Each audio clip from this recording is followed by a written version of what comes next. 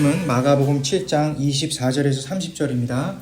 우리 한 목소리로 읽어보도록 하겠습니다. 시작. 예수께서 일어나사 거기를 떠나 두로지방으로 가서 집에 들어가 아무도 모르게 하시려 하나 숨길 수 없더라. 이에 더러움이 씻은 어린 딸을 둔 한 여자가 예수의 소문을 듣고 곧 와서 그 발 아래에 엎드리니 그 여자는 헬라인이요 수로보니게 족속이라.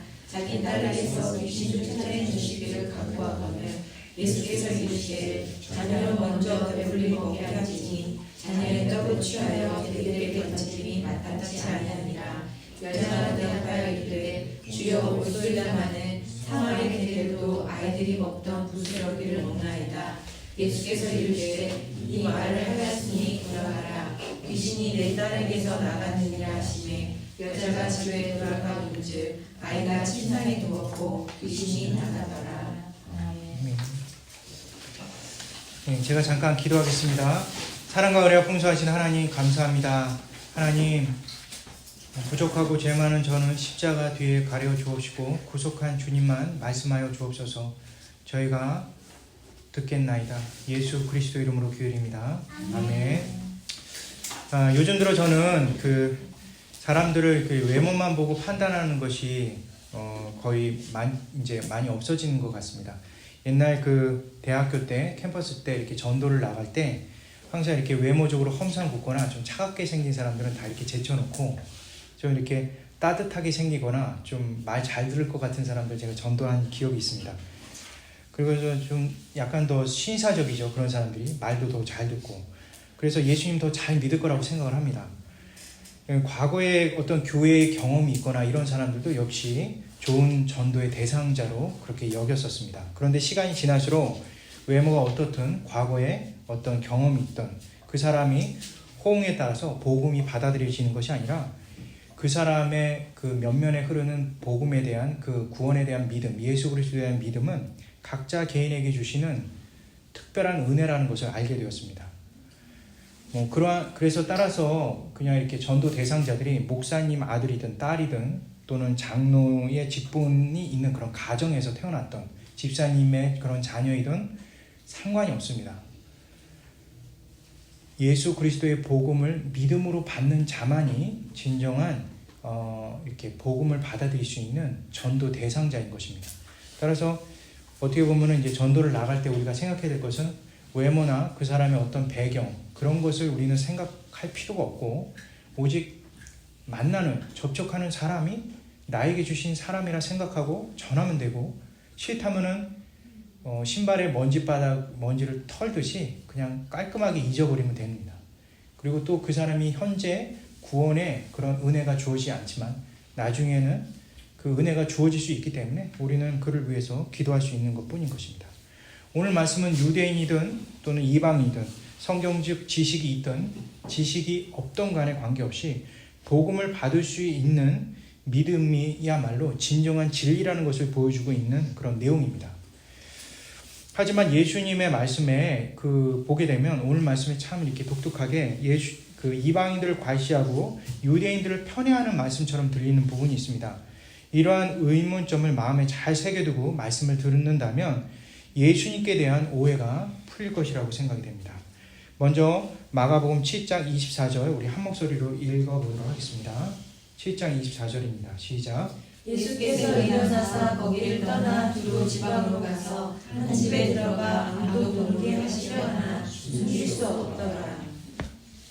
예수님께서 6장 34절에 보면은 게네사렛에 도착한 내용이 나오죠. 그리고 나서 갈릴리 지방 근방으로 이렇게 돌아다니시는 부분이 나옵니다. 하지만 오늘 말씀해 보니까 이 지역을 완전히 떠나셔서 이 북쪽 베니게에 있는 두로 지방까지 올라가시는 그런 장면이 나옵니다.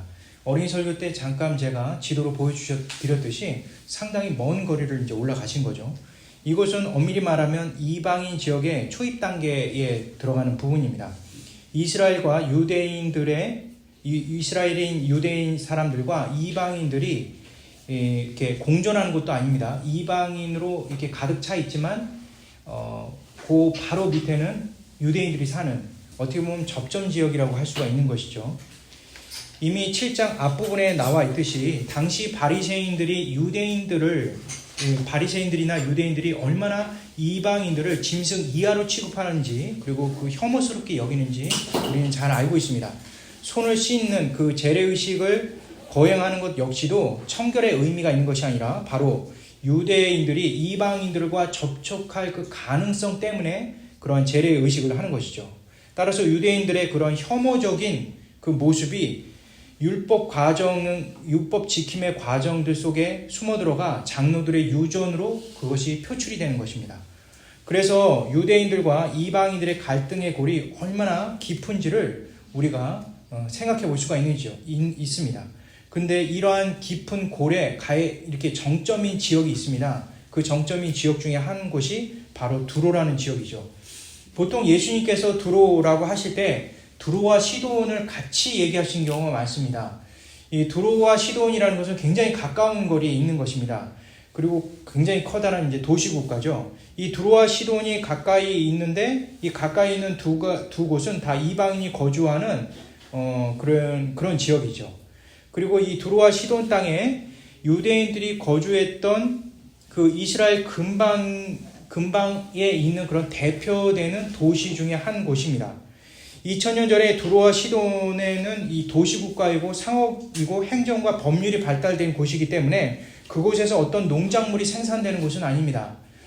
이 두로 밑에 있는 그 여러 이제 농작물들이 생산이 되는데요. 문제는 이러한 무역 거래가 일정한 어떤 상거래가 공평하지 않았다는 것이 문제인 것이죠. 당시 갈릴리 지역에 생산되는 농산물로 이 두로와 시돈에서는 값싸게 그것을 이제 구입해서 먹지만 사실 이 갈릴리 지역 안에 특히 게네사렛 지방에 있는 이스라엘 사람들, 그 밑에 있는 이스라엘 사람들도 역시 그곳의 곡물을 상업활동으로 그 보냄으로 인해서 굉장히 굶주리고 어려운 상태가 연속적으로 있었습니다. 분명히 상거래였지만 두로와 시돈의 근방에 있는 그러한 갈릴리 지역에 있는 사람들, 특히 유대인들에게 있어서는 이것은 굉장히 불평등한 거래였던 것만은 사실입니다. 갈릴리 지역에 생산되는 농산물의 모든 소비를 유대인들이 다 한다고 해도 부족한데 그것을 오히려 그쪽 사람들에게 보내는 것이죠. 당시 갈릴리 지역의 이스라엘 사람들은 로마 식민지나 다름없는 그 상황 속에 억압과 공포에 빠져 있었고 무거운 세금으로 심각하게 생활고를 겪고 있었습니다.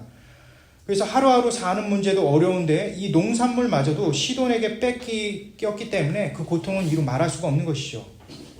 따라서 일반 사람들이 생각하는 그 당시 다른 지역에서 생각하는 그 이방인들에 대한 혐오보다 이 시돈 가까이에 있는 그 갈릴리 지역에 있는 유대인들이 더 극심하게 그들을 싫어하고 혐오했던 것은 당시에 여러 자료들을 통해서 볼 수가 있습니다. 더욱이 이 과거 구약 시대를 보게 되면 더 우리가 뚜렷하게 알 수가 있죠.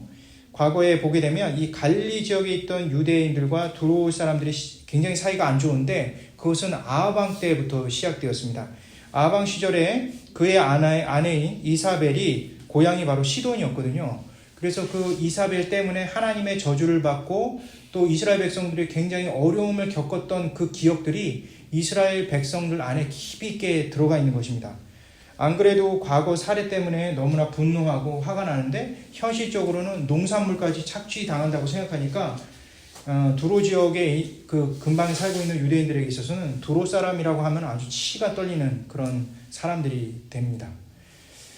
이러한 곳에 예수님께서 제자들이 함께 가시는 그런 장면이 나오죠.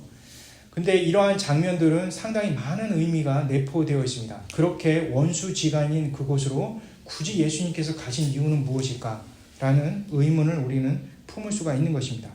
오래전부터 쌓여있는 이방인들에 대한 아주 상당한 부정적인 시각, 그리고 그것이 이스라엘 전역에 퍼져 있는 그 이방인들에 대한 혐오 분위기 속에 둘을 굳이 가셔서 이렇게 능력을 베푸시는 숨은 의도가 분명히 있다는 것이죠. 그런데 아무도 모르게 그 두로 지방의 한 집에 들어가셨지만 이미 예수님에 대한 소문은 그 이방 땅에도 퍼졌고 그리고 그곳에 한 여인이 나타나는 그런 내용이 나옵니다. 우리 25절부터 26절까지 우리 한 목소리를 읽어보도록 하겠습니다. 시작. 이에 더러운 귀신 들린 어린 딸을 둔 한 여자가 예수의 소문을 듣고 와서 그 발 아래 엎드리니 그 여자는 헬라인이요 수로보니게의 족속이라 자기 딸에게서 귀신 쫓아내 주시기를 간구하거늘. 예, 여기서 이제 한 여인이 나오는데 이것이 아주 큰 문제의 발단이 이제 시작이 되는 것이죠. 이 여인은 헬라인이고 수로보니게의 족속이라고 나옵니다. 보통 이제 헬라인이라고 하면은 어떤 헬라 사람을 아는데요. 이 헬라인이라는 것은 헬라어를 할 수 있는, 읽고 쓸 수 있는 능력이 되는 여인을 의미하는 것입니다. 수로보니게는요, 원문으로 히라보 원문으로 보면 그 시로포이니카사라는 단어를 썼는데요. 이거는 그 로마 속주에 거주하고 있었던 페니키아인을 가리키는 것입니다. 페니키아인들은 역사적으로 우리가 잘 알고 있는 호에니 전쟁에서부터 시작해서 고대 유명세를 떨쳤던 아주 유명한 족속 민족들이었습니다. 초기에는 로마와 대립각을 세운 아주 막강한 전력을 갖고 있었지만 후에는 로마에 흡수돼서 많은 혜택과 로마 제국 안에 안정적인 위치를 차지했던 사람들입니다. 이러한 족속이었던 이 여인이 헬라어를 할 수 있다는 그 말 자체만으로도 당시 여인들이 읽고 쓰는 것은 쉬운 것이 아니죠. 귀족 출신이라는 것을 의미해주고 있고 엘리트 집안이라는 것도 상징적으로 보여주고 있으며 높은 집안 사람이라는 것도 보여주고 있습니다. 더군다나 일반 남자도 아닌 여자가 히라보에 능통했다는 것은 그의 위치가 어느 정도인지를 가늠할 수 있는 그런 내용이죠. 이러한 자체만으로 이 이방 여인, 그것도 수로보니게의 수로 사람이라는 그 사실만으로도 이 글을 읽는 갈릴리 지역의 유대인들에게서는 아주 공분을 살 만한 그런 내용인 것입니다. 갈릴리 지역의 농산물과 생산물을 독과점으로 그것을 매입하고 유대인들에게 심한 어려움을 안겨주는 그 직접적인 대상이 바로 수로 사람 중 페니키아, 바로 이 귀족이기 때문에 그렇습니다. 오늘날 말하자면 철천지 원수 집안의 상류층, 어떻게 보면 그 모든 책임을 갖고 있는 집안 사람이라고 보시면 됩니다. 최근에 한국에서 그 세기와 더불어라는 책이 출간되었습니다. 이 책은 그 김일성 회고록입니다. 현재 법적인 문제로 판매가 중지되어 있는 상태입니다.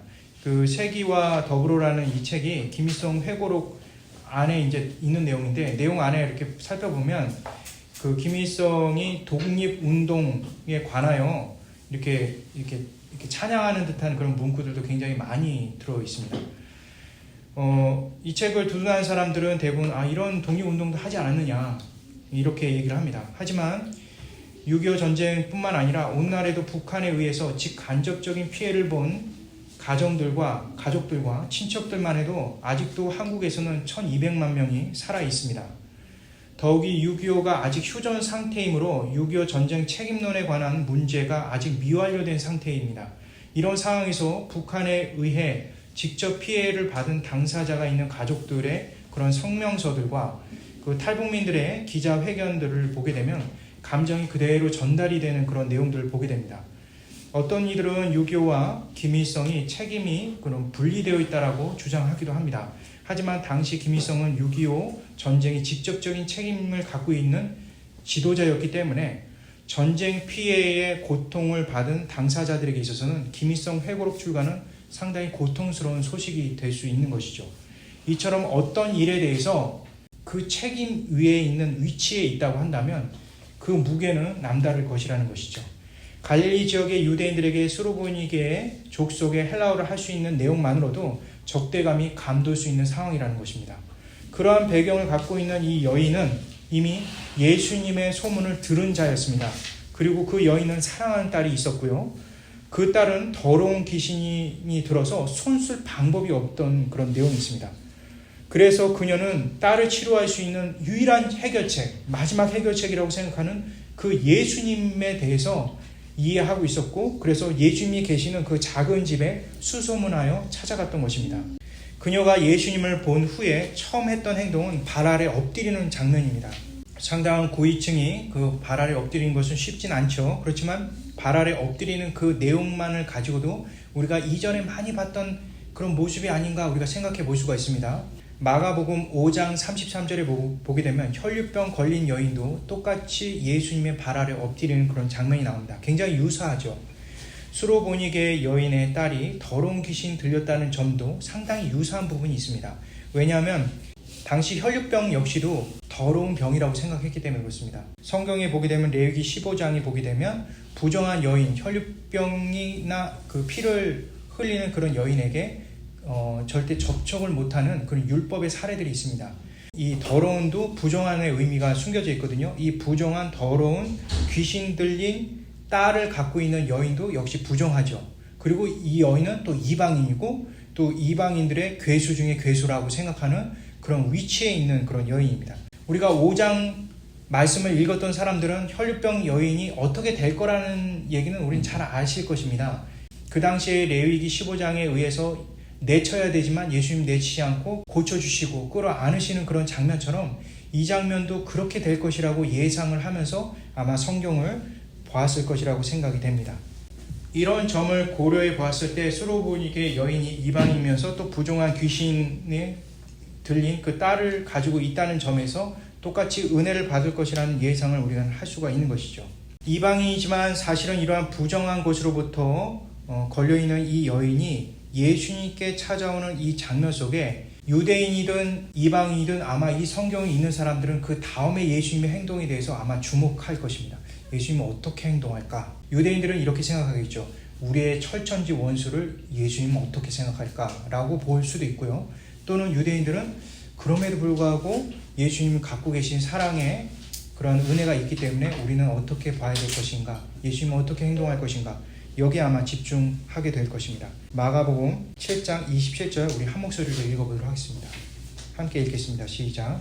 예수께서 이르시되 자녀로 먼저 배불리 먹게 하시니 장애의 떡을 취하여 개들에게 던지기 마땅치 아니하니라.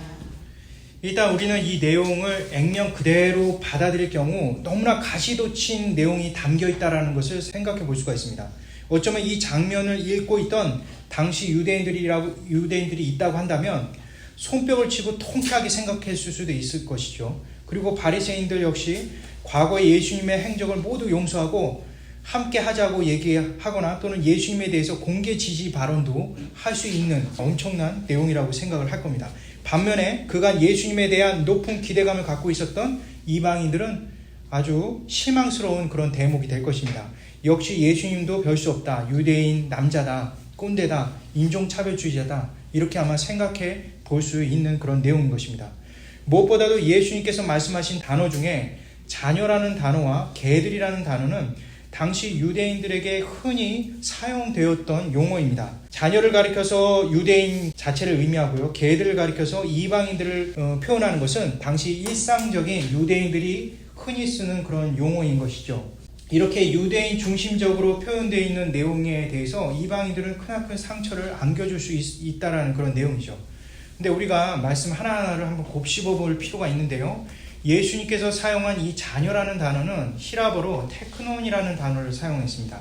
이 테크논이라는 단어는 혈통과 신분에 관한 내용입니다. 혈통적으로, 신분적으로 라는 내용이에요.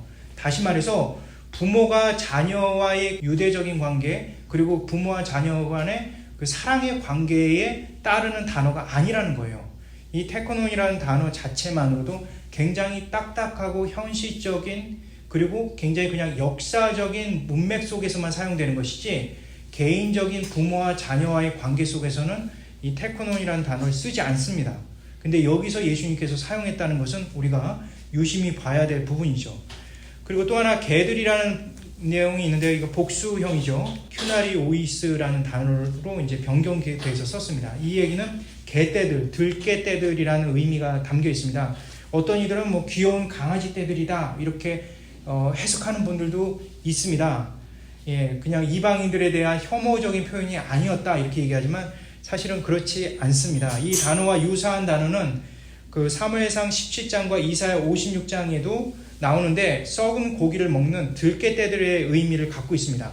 다시 말해서 이스라엘 율법에서 가장 부정하다 생각하는 것은 썩은 고기, 즉 죽은 시체를 말하는데 그 죽은 시체를 먹는 개들을 의미할 때는 그 혐오라는 그 발언이 얼마나 더 극심한 대상으로서 이렇게 표현되어 있는지를 우리가 알 수가 있는 것이죠. 신약 성경에서는 좀 더 분명합니다. 동일하게 이 단어를 사용하고 있는 그 단어가 베드로후서 2장 20절에 나오는데 이 여기 있는 이 개떼들을 가리켜서 이단자들, 예수 그리스도를 왜곡하고 대적하는 자들을 의미하는 것이고요. 요한계시록 22장 15절에 보게 되면 은혜 밖에 있는 자들, 구원받지 못한 자들을 의미하는 단어입니다.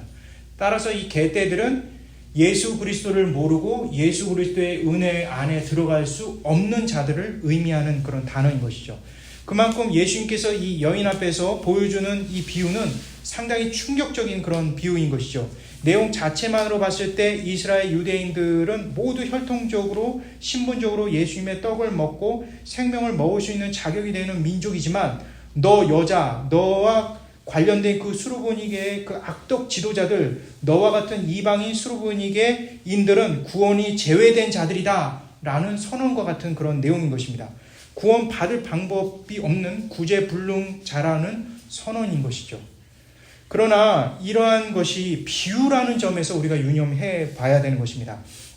예수님의 비유는요, 이렇게 한번 이렇게 뒤집는 그런 특징이 있죠. 마가복음 7장 15절에서 16절 말씀 우리 한 목소리 한번 읽어보도록 하겠습니다. 시작. 무엇이든지 밖에서 사람에게로 들어가는 것은 은근히 사람을 더럽게 하지 못하되 사람 안에서 나오는 것이 사람을 더럽게 하는 것이니라 하시고. 예, 이 말씀이 이제 지난주일 설교였지 않습니까? 지난주 본문에서 나오는 내용을 통해서 문장 자체로는 도저히 예수님의 어떠한 의도인지 알 수가 없습니다. 뒤에 예수님께서 풀어주시는 내용이 없었더라면 사람 안에 들어가는 것을 음식이나 빵으로 해석될 수 있고 그래서 그건 사람을 더럽게 할 수 없다라는 결론이 지어질 수 있고요. 16절에 사람 안에서 나오는 것을 배변이라고 그래서 그것은 더럽혀질 수 있다라고 생각하는 그런 해석이 나올 수가 있습니다. 하지만 예수님께서 풀어주실 때는 전혀 다른 해석이 나왔죠. 이것처럼 오늘 역시도 이 비유 속에서는 전혀 다른 해석이 숨겨져 있다는 것을 우리는 기억해야 되는 것입니다. 오늘 말씀도 역시 수수께끼인데 이 제자들에 의해서 파라볼레라는 단어를 사용되어 있진 않지만 이 자체가 비유이기 때문에 예수님께서 숨은 의도가 분명히 있다는 것을 우리가 생각해 볼 수가 있는 거죠. 먼저 예수님께서 말씀하신 이 문장에 유난히 눈에 띄는 단어가 하나가 있는데 바로 그것은 먼저라는 단어입니다. 프로톤이라는 단어를 썼는데요. 이 프로톤이라는 먼저라는 이 단어를 쓴 것은 어떤 의미가 있느냐면 반드시 그 다음에 무엇인가가 더 올 것이라는 것을 예상해 볼 수가 있는 것이죠. 먼저 자녀들을 배불리 먹은 후에 다음 조치가 있을 것에 대한 그 문장이 지금 생략되어 있는 것입니다. 그래서 이 프로톤이라는 단어를 통해서 이 문장이 전체적으로 모든 것이 세팅된 문장은 아니구나 라는 것을 알 수 있으면서 동시에 그렇다면 예수님이 말씀하시는 그 자녀가 유대인이 아닐 수도 있겠구나 또는 그 개들이 이방인이 아닐 수도 있겠구나 라는 의심을 해볼 수가 있는 것입니다. 그렇다면 이 단어들의 의미에 대해서 수르보니게 여인이 답변을 하게 되는데요. 그리고 그 답변 속에서 우리가 살펴볼 수가 있는데 예수님의 수수께끼를 이렇게 풀어가는 그런 여인의 목소리를 한 목소리로 한번 읽어보도록 하겠습니다. 28절입니다. 시작. 여자가 대답하여 이르되 주여 웃으리다하면 사마리아 개들도 아이들이 먹던 부스러기를 먹나이다. 예, 여인의 대답이 단순한 지혜로운 답변이나 겸손한 표현이 이것은 아닙니다. 많은 이들은 여인의 대답으로 인해서 예수님이 감동을 받게 되어서 여인의 딸을 구원했다라고 착각할 수가 있습니다. 그렇지 않습니다. 이 말을 하고 나서 예수님께서 대답하신 그 내용에 보게 되면 너 참 지혜롭구나 이런 칭찬이 없습니다. 또는 너 믿음 좋구나. 너 어떻게 그러한 너를 그렇게 낮아지게 해서 그렇게 이렇게 대답을 할 수 있니? 너 참 겸손하구나. 이런 대답이 아니에요. 29절의 그 앞부분을 보게 되면 전혀 의외의 대답이 나옵니다. 여기 29절 앞부분에 뭐라고 나옵니까? 이 말을 하였다라는 내용이 나옵니다. 그냥 이 말을 하였다라고 명시된 거죠. 이 말을 하였다라는 의미는 무엇이냐? 번역하게 되면 그래 너는 내가 하고 싶은 말을 하였구나 그 얘기를 하고 있는 거예요. 너 수르보니게 여인은 나의 수수께끼를 풀었다 이렇게 얘기를 하시는 것이죠. 일종의 칭찬인데 그 칭찬은 이해를 하고 있구나라는 칭찬이지 믿음이 좋구나 또는 지혜롭구나 이런 내용이 들어있는 것은 아닙니다. 그러면 이 28절에 나타난 그 여인의 대답, 27절에 대한 수수께끼 풀이 과정을 한번 살펴볼 필요가 있는 것이죠. 먼저 여인이 예수님께서 던진 가장 중요한 화두인 두 단어를 어떤 식으로 풀어나가는지를 한번 살펴보도록 하겠습니다. 그러니까 27절에는 자녀와 개들이 나오죠. 근데 그 예수님이 쓰신 이 자녀라는 단어를 이 여인은 아이라는 단어로 바꿨어요. 뭐 아이라고 하고 어떤 번역에는 그냥 자녀라고 동일하게 그걸 받았습니다. 근데 이 두 개 단어는 전혀 달라요. 예수님이 사용하는 이 자녀라는 단어는 테크나, 즉 혈통적인 자녀, 역사적인 혈통 속에 나오는 자녀를 의미한다고 한다면 여인, 28절에 있는 여인이 말한 이 자녀, 아이들이 먹는 부스러기라고 하죠. 이 아이는 파이디온이라는 단어를 썼어요. 이 파이디온이라는 단어는 우리가 잘 이해를 하자면 어떤 단어냐, 부모로부터 양육받는 자, 다시 말해서 사랑받는 자를 의미하는 것입니다. 여인은 혈통적인 자녀를 사랑받는 자녀로 바꿔버렸어요. 그리고 그 다음에 개들이라는 이 단어를 상 아래에 있는 개들로 바꾸었습니다. 이것은 유대적 사고가 아닌 이방인 사고 속에서만 가능한 것이죠. 왜냐하면 실제로 이 유대인들은 절대로 자신의 상 아래 개를 두지 않기 때문에 그렇습니다. 당시 유대인들은 개들을 시체 먹는 부정한 동물로 여겼기 때문에 절대 집 안에서 키우지 않습니다. 그리고 밖에 있다고 해서 개들 근방에 가지도 않아요. 양몰이나 이런 사람들이나 그 개들을 사용할 뿐이지 집안에 들인다는 것은 뭐 불가능한 얘기인 것이죠. 하지만 이방인들 중에 특히 당시 고급 관료라든가 귀족 중에서는 아주 귀여운 그런 강아지들을 키우는 경우가 많습니다. 그리고 또 이 상 아래 키우죠. 이방인들이 생각하는 개와 유대인들이 생각하는 개는 완전 다른 것이죠.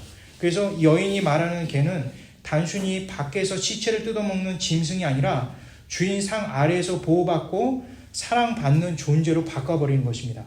다시 말해서 여인은 유대인의 의미에서 시체 먹는 부정한 짐승을 이방인 개념에서 외환용에 가까운 개념으로 바꿔놓는 그런 장면이 나오는 것이죠. 수르보닉의 여인이 이 두 단어의 의미를 전혀 다르게 해석함으로써 실로 엄청난 의미를 돌출하게 됩니다. 그것은 바로 예수님이 그러한 해석을 하길 원했던 것이죠. 여기서 있는 이 개들이라는 부정적인 단어가 사실은 이방인이라고 상징하는 것처럼 보이지만 이 여인의 경우에는 이 개들을 가리켜서 양육의 대상, 사랑의 대상, 돌봄의 대상으로 그걸 바꿔버리는 겁니다.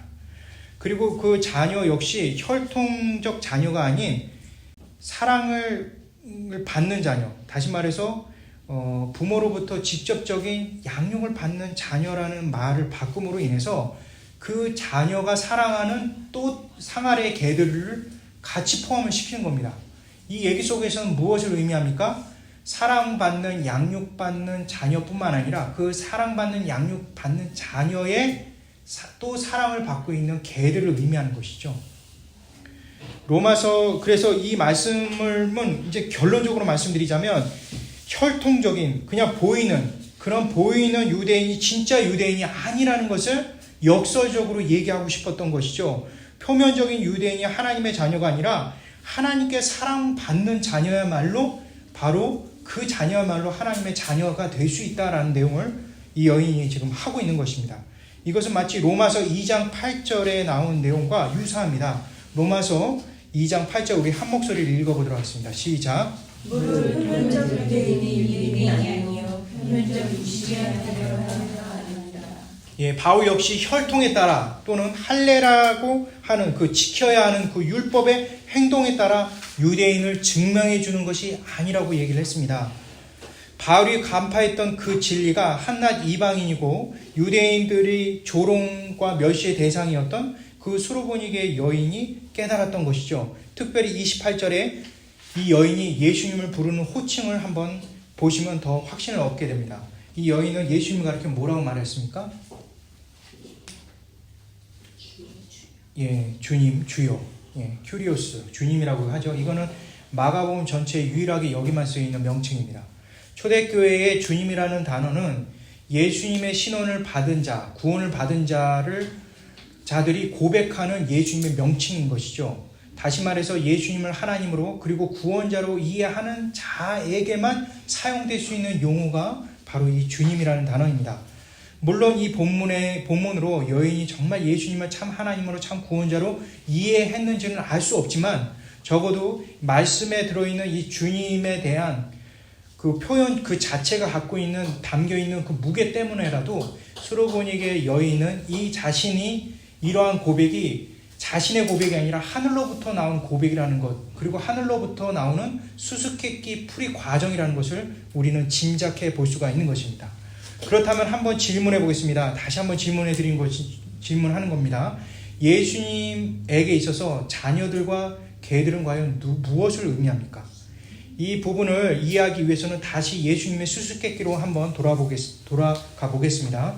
27절입니다. 우리 한 목소리로 다시 한번 읽겠습니다. 시작. 예수께서 이르시되 자녀로 먼저 배불리 먹게 할지니 자녀의 떡을 취하여 개들에게 주지 마땅치 아니하니라. 예수님께서 말씀하신 문장이 두 개죠. 예수님이 이르시되 자녀들로 먼저 배불리 먹게 할지니, 이게 첫 번째 문장이고요. 두 번째 문장은 자녀들의 떡을 취하여 개들에게 던지기 마땅치 않다. 이게 두 번째 문장입니다. 각각 문장을 분리해서 더 깊이 있게 한번 주의해 보도록 하겠습니다. 먼저 첫 번째 문장에 자녀로 먼저 배불리 먹게 할지니라를 살펴볼 건데요. 여기서 예수님께서 말씀하신 이 자녀는 혈통적 자녀를 의미합니다. 분명히 이스라엘이 맞죠. 이스라엘이 맞는데 그 혈통적 자녀가 진짜 자녀인지에 대해서는 말씀한 게 아니에요. 이 이스라엘이라는 혈통적인 자녀를 배불리 먹는다는 말씀은 굉장히 쉬운 표현이 아니에요. 굉장히 어려운 내용이 담겨 있어요. 이건 히라보 문법으로 부정사로 쓰여 있고 부정과거 수동태로 쓰여 있는 문법적 그 어려움이 있습니다. 제가 그냥 쉽게 그냥 이 시간에 그냥 표현하도록 하겠습니다. 이것은 우리가 이것을 풀어보기 위해서 먼저 배불리 먹다라는 의미에 대한 내용을 한번 살펴보도록 하겠습니다. 이 배불리 먹다라는 표현 어디서 많이 보지 않았습니까? 아마 이전 설교를 들으신 분들은 아마 아실 것입니다. 바로 마가복음 6장에 있는 오병이어의 기적 때 그 나온 단어입니다. 배불리 먹다. 5,000명을 먹였는데 남자만 5,000명이죠. 뭐 10,000명이 될지 어느 정도 될지 몰라요. 그 어마어마한 사람들이 물고기 2마리와 떡 5개로 그냥 먹은 게 아니라 정말 배불리게 배 터지게 먹는 겁니다. 뭐 시간이 되신다면 뭐 마가복음 강의 32번을 나중에 들어보시면 좀 더 정확할 것입니다. 이 오병이어 기적의 핵심은 많은 사람들에게 엄청난 양의 음식을 먹어 포만감에 대한 기적을 베푸셨다는 내용이 아닙니다. 그거는 표면적인 내용이고요. 실제로 정말 중요한 것은 하루에 한 끼도 못 먹던 시절 예수님께서 제공하신 그 음식의 포만감은 마치 천국과 같은 은혜가 위로부터 내려오는 그런 음식을 말하는 거죠. 그래서 음식이 배불리 먹었다는 그 얘기 자체만으로도 구원의 손길을 주시는 분은 오직 예수님 한 분밖에 없다. 이 얘기를 지금 하고 있는 것이죠. 오늘 말씀에서 자녀들을 먼저 배불리 먹게 한다라는 그 내용과 굉장히 동일한 그런 내용이 그 안에 담겨 있는 것이죠. 이것은 자녀들, 즉 이스라엘 시대의 과정을 먼저 거친 후에 배불리 먹게 하는 즉 유일하신 구원자 예수 그리스도의 등장을 의미하는 것입니다. 그러므로 자녀라는 그 혈통적 이스라엘은 예수님의 등장을 위한 역사적 당위성에 대한 의미 속에 집어넣은 것뿐이지 그들이 구원의 대상자이며 믿는 자라고 얘기하시는 것이 아닌 것이죠.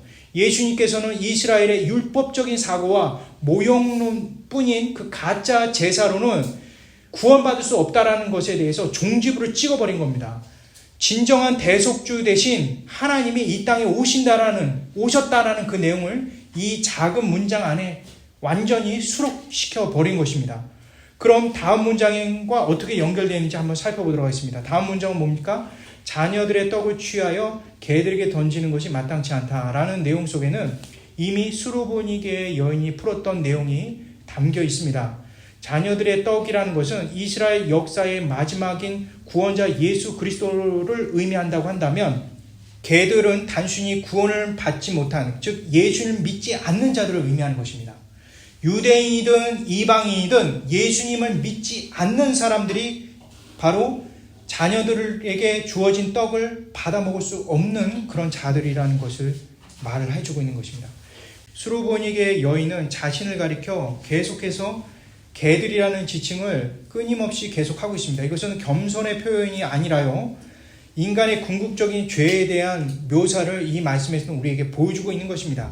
그 개들이라는 것은 요한복음 22장 15절에 나오죠. 구원에서 제외된 자들. 우리는 처음부터 예수 그리스도의 구원의 은혜가 아니라면 절대 구원받을 수 없는 자들이라는 것을 이 말씀 안에서 보여주고 있는 것이죠. 인간의 죄악상, 철저한 그 죄악상이 바로 개들, 시체를 뜯어먹는 개들에 불과하지만 집 안에 들어옴으로 인해서 같은 개들이 완전히 애완용 사랑을 받는 개들이 되는 것처럼 자신도 그러한 은혜가 주어졌다라는 것에 대한 표현인 것입니다. 스스로 개들이 아닌 스스로 은혜에 대한 당연한 수혜자로서 그것을 받는 자들. 그래서 은혜 안에서만이 개들이라는 신분이 완전히 바뀌는 그런 역사를 보여주고 있는 것입니다. 이것은 누가복음 18장 11절에서 13절 말씀과 동일한 그런 내용인 것이죠. 우리 한 목소리로 누가복음 18장 11절에서 13절 말씀 한 목소리 읽겠습니다. 시작. 바리새인은 서서 따로 기도하여 이르되 하나님이여 나는 다른 사람들 곧 세계 불이익 간음을 하는 자들과 같지 아니하고 이 세리와도 같지 아니함을 감사하나이다. 나는 이에 2번씩 집식을 하고 또 소득의 11조를 드리나이다 하고 세리는 멀리 서서 감히 눈을 들어 하늘을 쳐다보지도 못하고 다만 가슴을 치며 이르되 하나님이여 역사에 여기소서 나는 죄인이로소이다 하였느니라.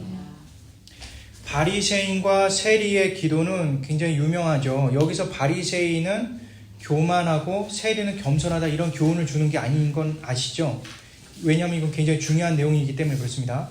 중요한 것은 겸손이 낮아질 수밖에 없는 자신의 본 모습을 잘 알고 있느냐 모르느냐에 대한 차이인 것입니다. 바리새인은 자신이 했던 율법적 행동과 종교적 헌신이 구원의 조건이라고 착각을 했습니다. 스스로 구원의 조건을 만족했기 때문에 하나님께서 어떤 구원 베푸심에 대해서 구차하게 빌 필요도 없는 것이죠. 자신이 이미 구원에 이르렀으니까요. 그러나 여기서 나오는 세리는 다르죠. 세리는 오직 자신이 죄인됨을 고백합니다. 그리고 하늘을 우러러 쳐다보지도 못하고 자신의 가슴을 치면서 얘기를 하는 것이죠. 하나님이여 불쌍히 여기소서 나는 죄인으로서이다 이렇게 얘기를 합니다. 오직 하나님 한 분 외에 나를 구원하실 자가 없습니다 라는 이 고백을 하고 있는 것이죠. 이 내용에 대한 내용이 그대로 오늘 수로보니게의 여인의 그러한 고백인 것입니다. 그렇다면 수로보니게의 여인이 이러한 예수님의 수수께끼를 풀 수 있었던 지혜가 생겼던 이유는 무엇일까? 이런 수수께끼에 대한 내용은 과연 무엇일까? 그거에 대해서 어떻게 이렇게 지혜롭게 대답할 수 있을까에 대한 마지막 그 고민들을 한번 풀어보는 시간을 갖도록 하겠습니다. 그녀가 타고난 귀족 출신이고 교육을 잘 받았고 지혜롭고 또는 겸손하고 집요하고 예수님과 토론 배틀에서 승리하고 이런 내용이 아니죠. 여기에 가장 중요한 핵심적인 내용도 이 안에 담겨 있습니다. 우리 29절에서 30절 말씀 우리 한 목소리를 읽어보도록 하겠습니다. 시작. 예수께서 이르시되 이 말을 하였으니 돌아가라. 귀신이 깨달으게 나가는 걸 하시매 여자가 집에 들어가는즉 가인과 시장에 넣고 귀신이 나가더라. 예, 제가 드린 자료의 뒤에 보게 되면 자료 1번 밑에 자료 2번 한번 보시면 되겠습니다. 이게 29절부터 30절까지는 인크루지오라고 제가 아마 설교 때마다 주로 많이 얘기했던 내용입니다. 이게 대구법이고 위아래 같고 가운데 것 특징적인 게 있어서 그것을 두각시키는 그런 내용이죠. 먼저 핵심적인 내용을 한번 보게 되면 여자가 30절에 보게 되면 핵심적인 내용이 있습니다. 여자가 집에 돌아가는 장면이 나옵니다. 이 돌아가는 장면 바로 위에 뭐가 있냐면은 29절에 바로 예수님께서 말씀이 있죠. 내 딸에게서 귀신이 나갔다라는 내용이 있고요. 그리고 여인이 집에 돌아가는 그 밑에 부분에 보게 되면 귀신이 나갔다라는 내용이 있습니다. 그러니까 귀신이 나갔다가 위아래에 있으면서 가운데에는 바로 여자가 집에 들어가는 장면이 나옵니다. 이 집에 들어가는 이 장면은 왜 중요하냐? 이것이 가장 핵심적인 내용인데 그것은 바로 29절 앞에 부분에 보게 되면 예수께서 이르시되 이 말을 하였으니 돌아가라. 예수님이 돌아가라고 명령한 그 돌아가라를 여인은 예수님을 뭐 끌고 야이로, 회당장 야이로처럼 우리 집으로 직접 가셔야 됩니다 이런 얘기 하나도 안 합니다. 곧바로 순종해서 집으로 가는 장면이 나오죠. 이것이 가능한 것은 예수 그리스도를 믿기 때문에 가능한 것입니다. 따라서 이 말씀에서 보게 되면 이 여인은 지혜가 그를 주님을 설득했던 것도 아니고 그 사람 스스로가 겸손했기 때문에 예수님을 감동시켰던 것이 아닙니다. 바로 그 여인에게는 하나님께서 은혜를 주어주신 바로 믿음이 있었던 것이죠. 그 믿음에 의해서 이 수수께끼가 풀어지는 것이고 그 믿음에 의해서 예수님의 명령을 받고 딸의 치료를 눈으로 보게 되는 것입니다. 말씀 마치려고 합니다. 오늘 말씀의 핵심은 무엇입니까? 오늘 말씀의 핵심은 바로 믿음입니다. 믿는 자가 결국 하나님의 자녀가 되는 것이고 믿지 못하는 자는 바로 개들이 되는 것입니다. 예수님의 수수께끼 결과는 결국 이방인들이 개들이고 이스라엘 백성들이 자녀라는 그런 내용이 아닙니다. 믿느냐 믿지 못하느냐가 결국 하나님의 자녀가 될 수 있느냐 개들이 되느냐라는 나누는 그런 기준이 되는 것입니다. 이 말씀의 핵심적인 것이 누가 바로 믿음을 갖고 있느냐에 대한 내용인 것이죠. 오늘 본문 앞에 7장 초반부에 등장하는 바리새인들과 서기관들이 있습니다. 우리가 이미 설교를 통해서 들어왔죠. 이 바리새인과 서기관들, 유대인들은 자신의 그런 믿음의 대상이 하나님이나 예수님이 아니었어요. 바로 자기 자신들이었습니다. 자기 자신들이기 때문에 자기 자신들이 쌓아 올린 그러한 터 위에 자기가 하나님 되고자 원했던 것이죠. 그래서 자기 방법대로 행동하려고 하는 그런 행동들을 보게 됩니다. 자신이 구원을 정해놓고 자신에게 유리한 구원의 내용을 풀어나가는 그런 자들을 의미하는 것이죠. 그런 자들은 믿음의 대상이 절대로 될 수가 없는 것입니다. 오늘 말씀에서 배불리 먹는 자, 그리고 자녀를 양육하고 보살피는 자로서 예수 그리스도를 믿는 그런 사람들이야말로 바로 예수님의 하나님의 자녀가 될 수 있는 권능이 있는 것입니다. 그것은 바로 믿음 하나밖에 없는 것이죠. 히브리서 11장 6절 우리 한 목소리로 읽어보도록 하겠습니다.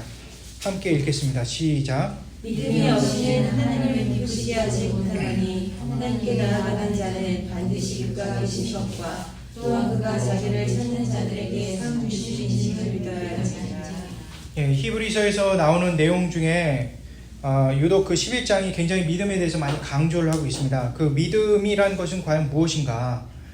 그러니까 믿는 자는 믿음이 없이는 하나님을 기쁘시게 못한다는 것을 아는 자들입니다. 믿음이야말로 하나님을 기쁘시게 하고 자신이 살 수 있는 유일한 방법이라는 걸 아는 거죠.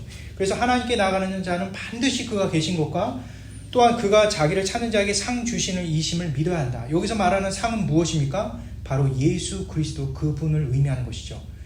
믿는 자만이 예수 그리스도를 영접할 수 있고 믿는 자만이 예수 그리스도를 주라 고백할 수가 있는 것입니다. 예수님을 믿는 자들은 어떤 자입니까? 자녀를 믿는 자들이 아니고요. 부모를 믿는 자들이 아닌 것입니다. 그건 참 어리석은 일이에요. 그리고 내가 갖고 있는 알량한 돈이나 지식 몇 가지를 믿는 것이나 내가 갖고 있는 건강과 외모를 믿는 것 모두 부질없는 것이죠. 영원히 나를 구원하실 이이 오직 나의 유일한 은시처 되시며 의지의 대상이 되신 분, 나의 인생 전체를 완전히 책임져 주시는 그분, 바로 그분 한 분 예수 그리스도를 바라보는 그것이야말로 영원한 삶을 허락한 유일한 약속인 것입니다. 예수님만 믿는다면 이 세상의 삶은 의외로 되게 단순해집니다. 예수님만 믿는다면 이 세상에 그런 방법에 골머리를 썩을 필요도 없습니다. 말씀의 지혜와 말씀의 믿음의 분량에 따라 살아가는 기쁨을 누리게 되는 것입니다. 오직 인도하시고 사랑으로 나를 감싸 주실 예수님만 바라보는 우리 모두가 되기를 진심으로 소원합니다. 제가 기도하겠습니다. 사랑과 은혜가 풍성하신 하나님 감사드립니다. 주님, 이 자리에 살아계시며 우리와 함께 하십니다. 그러한 믿음을 갖고 살아갈 수 있도록 도와주옵소서. 비록 우리가 많은 그런 죄 가운데 그리고 내 마음대로 살아가고자 하는 그러한 욕심들 가운데 살지만 대속해 주신 예수 그리스도의 사랑을 온전히 의존하며 살아가는 우리 모두가 되게 허락하여 주옵소서. 그래서 믿음의 주요 온전케 하신 주님만을 바라보며 살아가는 우리 모두가 되게 허락하여 주시옵소서. 예수 그리스도 이름으로 기도드립니다. 아멘.